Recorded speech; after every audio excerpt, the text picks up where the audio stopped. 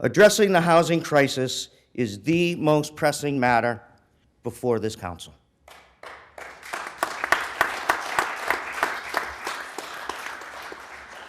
It is time that we act boldly to ensure that equal opportunity exists for people across the economic spectrum to bind their voice and their spirit to the story of our city. During my first address to you as mayor, I expressed my belief that we were united in our desire for Cambridge to be a socially and economically just community for all who live here. That is still my belief today. Achieving those goals requires collaboration, which is why I appointed Councilor Simmons and Councilor Siddiqui to bring their leadership and vision as co-chairs of the Housing Committee. They have charted an ambitious agenda to strengthen our inclusionary zoning program, which this year celebrated its 1,000th unit.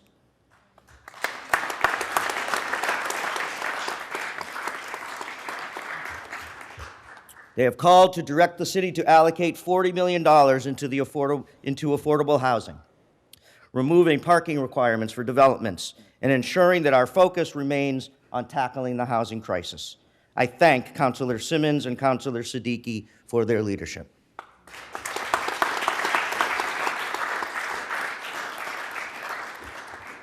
We need to build more housing in this city and work with our partners in neighboring cities to increase their stock of housing as well.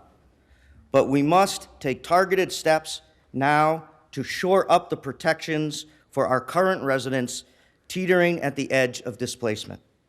That is why I will be forming a new Blue Ribbon Committee in January to address tenant protections and to generate anti-displacement recommendations for this council to adopt.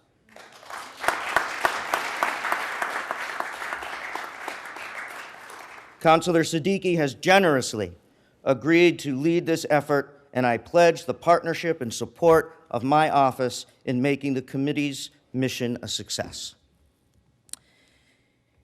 If we are to respond to the pressures that a global job market and spiraling rent prices are having on our residents, we must update our nearly 60-year-old zoning code.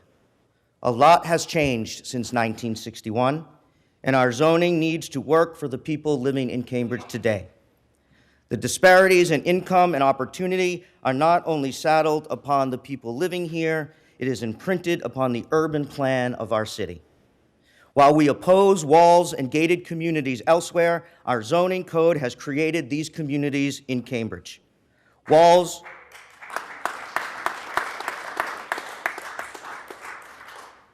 that concentrate inequality in some neighborhoods while sheltering wealth in others. Walls that are built not by a mason's hand, but signed into ordinance by our own. Dismantling those walls and the zoning plan on which they stand is the work of restorative justice.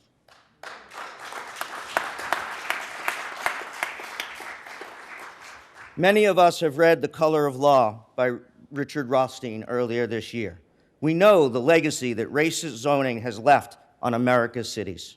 When Envision Cambridge completes its process, I will call on us to take up the recommendations of the Housing Committee for consideration and to pass the 100% affordable housing overlay.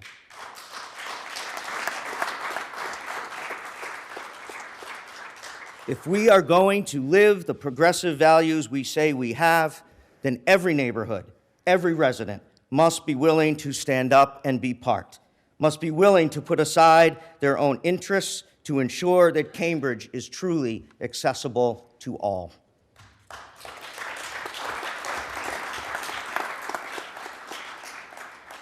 I would like to share the contents of a letter I received last week from a Cambridge resident named Michael, asking if I could help him find housing. Michael's letter was remarkable in the humanity of his plea, but sadly, all too common in his request. It read, "Mayor McGovern, my name is Michael, and I'm reaching out to you about me being on the Cambridge housing list for many years, and I'm still homeless. I'm waiting on a one-bedroom apartment or a studio.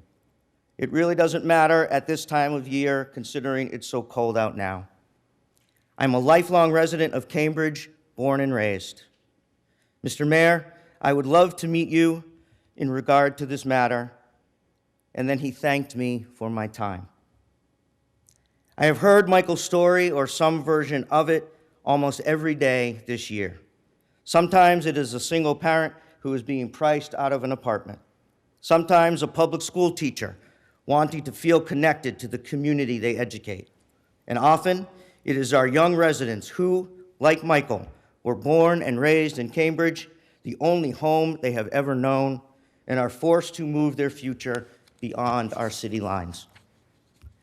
So as we move forward with debate over zoning, with so much of our focus on setbacks and FAR, density and height, let us not forget that what we are really talking about is people.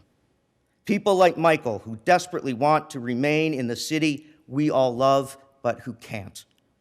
What we decide to do regarding incentivizing affordable housing development will directly impact who gets to live in our city and what kind of city we want to be. We must listen and respect